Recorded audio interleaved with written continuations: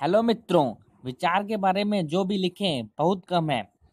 इसे हम चिंतन कहें, मनन कहें, मन कहें, राय कहें, धारणा कहें, वाद विवाद कहें। वास्तविकता यह है कि यह पूरा संसार ही एक विचार है। विचारी मन है, विचारी चित्त है, विचारी बुद्धि है, विचारी काम है, विचारी क्रोध है, विचारी लोभ है, विचारी मोह है, विचारी अहंकार है। इसलिए विचारी सर्वोपरि है। इस संसार में विचार का ही साम्राज्य है।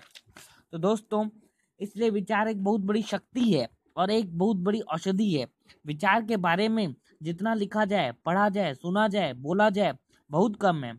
सच मानिए तो विचार एक औषधि है जिससे सारे रोग ठीक किए जा सकते हैं, और यह एक ऐसी बूटी है जिससे सारे रोग पैदा किए जा सकते हैं। The power of thoughts.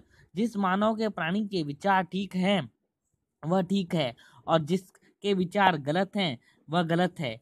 जहां तक किसी विचार के ठीक और गलत होने का सवाल है, विचार न कभी ठीक और न कभी गलत होते हैं।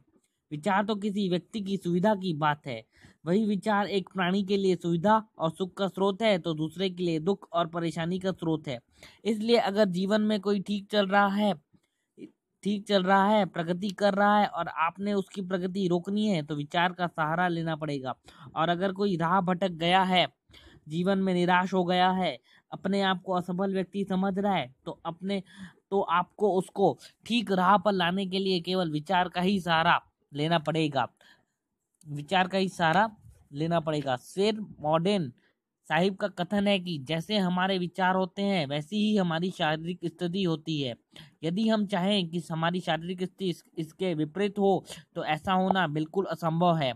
जब हम किसी का नुकसान करना चाहते हैं तो हमारा नुकसान होना शुरू हो जाता है, क्योंकि नुकसान का विचार हमारे शरीर में प्रवेश हो गया था। तो दोस्तों, हमारे चैनल को लाइक करें, शेयर करें, सब्सक्राइब करना ना भूलें।